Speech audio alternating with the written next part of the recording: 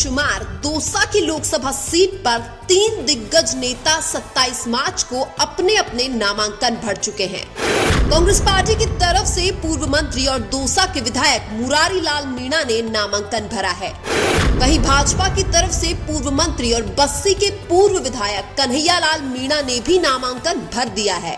इसके अलावा युवा नेता नरेश मीणा ने भी युवा शक्ति के साथ मिलकर नामांकन भर दिया है। पहले ये माना जा रहा था कि दौसा की लोकसभा सीट पर कांग्रेस पार्टी आसानी से चुनाव जीत जाएगी, लेकिन जब से नरेश मीणा ने निर्दलीय चुनाव लड़ने का ऐलान किया है, तभी से कांग्रेस पार्टी की मुश्किलें बढ़ गई है। हालांकि कांग्रेस पार्टी ने दौसा की लोकसभा सीट पर मुरारी लाल मीणा के रूप में एक दमदार उम्मीदवार तो चुनावी मैदान में उतार दिया है, लेकिन दौसा की जनता और युवा शक्ति ये चाहती थी कि कांग्रेस पार्टी द्वारा दौसा की लोकसभा सीट पर नरेश मीणा को टिकट दिया जाए। 2023 के विधानसभा चुनाव से पहले कांग्रेस पार्टी छोड़ चुके नरेश मीणा ने कुछ दिन पहले ही कांग्रेस पार्टी ज्वाइन की थी। नरेश मीणा के कांग्रेस पार्टी ज्वाइन करने के बाद यह लग रहा था कि अब दौसा की लोकसभा सीट पर कांग्रेस पार्टी नरेश मीणा को ही टिकट देगी, और खुद नरेश मीणा ने भी यह बात बोली थी कि कांग्रेस पार्टी ज्वाइन करते वक्त मुझे यह बोला गया था कि आपका दौसा से टिकट में नाम आ रहा है, लेकिन जब कांग्रेस पार्टी ने नरेश मीणा को टिकट नहीं दिया तो दौसा के युवाओं ने इसका विरोध भी किया था,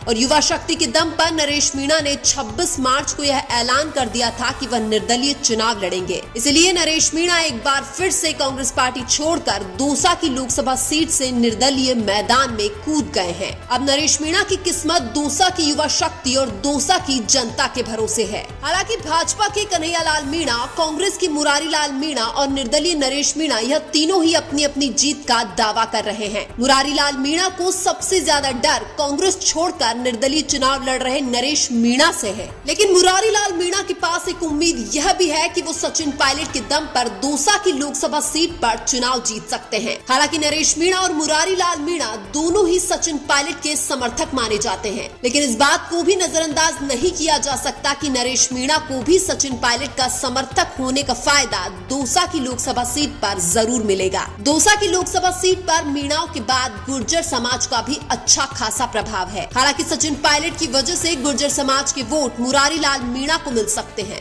लेकिन फिर भी नरेश मीणा को गुर्जर समाज के कुछ वोट तो जरूर मिलेंगे। इसके अलावा सर्व समाज के युवा नरेश मीणा का समर्थन करते हुए नजर आ रहे हैं, और इस बात को भी नजरअंदाज नहीं किया जा सकता कि वर्तमान में चुनाव युवाओं के दम पर ही जीते जाते हैं, और यही कारण है कि नरेश मीणा युवा शक्ति के दम पर यह दावा कर रहे हैं कि वह दौसा की लोकसभा सीट पर कांग्रेस बीजेपी को आसानी से चुनाव हरा देंगे। उधर भाजपा के कन्हैया लाल मीणा को भी भले ही कमजोर उम्मीदवार माना जा रहा है, लेकिन नरेश मीणा और मुरारी लाल मीणा के बीच वोटों के ध्रुवीकरण का फायदा कन्हैया लाल मीणा को मिल सकता है। हालांकि नरेश मीणा तो यह दावा कर रहे हैं कि दौसा में जिसकी भी टक्कर होगी वह नरेश मीणा के साथ ही होगी। हालांकि भाजपा के कन्हैया लाल मीणा को बस्सी के विधानसभा क्षेत्र में अच्छी खासी लीड मिल सकती है, क्योंकि कन्हैया लाल मीणा बस्सी से बीजेपी के टिकट पर कई बार विधायक बन चुके हैं। हालांकि कन्हैया लाल मीणा पिछले कुछ टाइम से एक्टिव नहीं थे, जिसका नुकसान भी हो सकता है। वहीं मुरारी लाल मीणा को दौसा में कांग्रेस का सबसे बड़ा नेता माना जाता है, और यही कारण है कि कांग्रेस पार्टी ने युवा नेता नरेश मीणा पर भरोसा न करके अनुभवी मुरारी लाल मीणा पर भरोसा जताया है। अब देखने वाली बात यह है कि इस त्रिकोणीय लड़ाई में कौन बनेगा सांसद, किसके सिर पर होगा सांसद का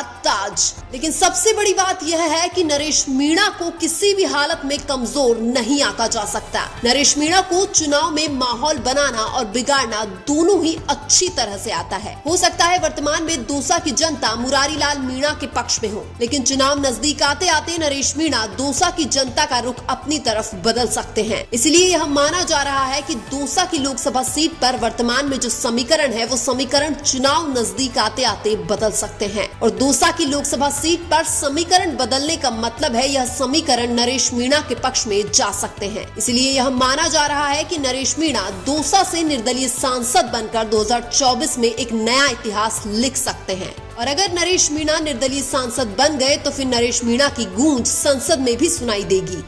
लेकिन आपको क्या लगता है, दौसा की लोकसभा सीट पर 2024 में कौन बनेगा सांसद? कमेंट करके जरूर बताइए। वीडियो अच्छा लगा तो लाइक कीजिए और हमारे चैनल मीणा की आवाज को सब्सक्राइब कीजिए। धन्यवाद।